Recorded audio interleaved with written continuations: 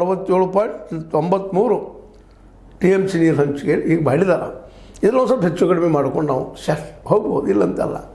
ಯಾಕಂದ್ರೆ ಮುಖ್ಯ ಇಷ್ಟೊಬ್ರು ನೀರು ಬರಲಿ, ಎಲ್ಲ ಕಡೆ ನೀರಾವರಿ ಆಗಲಿ. ಇದಾಯ್ತಂದ್ರೆ ಇದು ಸಹಜವಾಗಿ ಉತ್ತರದವ್ರ ಮೇಲೆ ಪ್ರಭಾವ ಆಗ್ತದೆ.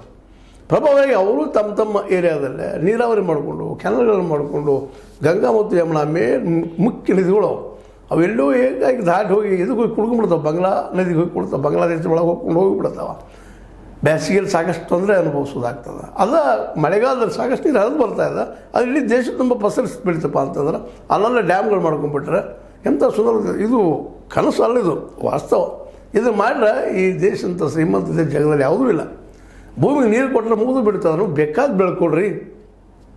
ಕಬ್ಬು ಒಂದನ್ನು ಬಿಟ್ಟ ಅಪಾಯಕಾರಿ ಏನಪ್ಪ ನಮಗೆ ಕಬ್ಬು, ಅದು ನಾವು ಮತ್ತೆ ತಿಳ್ಕೊಬೇಕು. ರೈತರೆಲ್ಲ ಕಲಿಮೆ ದುಡಿತೀವಿ, ಒಮ್ಮೆ ದುಡಿದು ಒಂದು ಮುಗಿತೀವಿ ವರ್ಷತನ ಆರಾಮ್ ಕುಂತು ತಿನ್ಬೋದು ಅಂತ ಅನ್ಬೋದು. ಬಟ್ ಅದರಿಂದನೇ ಇಡೀ ಭೂಮಿಗಳು ಹಾಳಾಗ್ತಾ ಇದ್ದಾವೆ, ನಾಶ ಆಗ್ತಾ ಇದ್ದಾವೆ, ಆರ್ಥಿಕ ಬಲ ಆಗ್ತಾ ಇಲ್ಲ.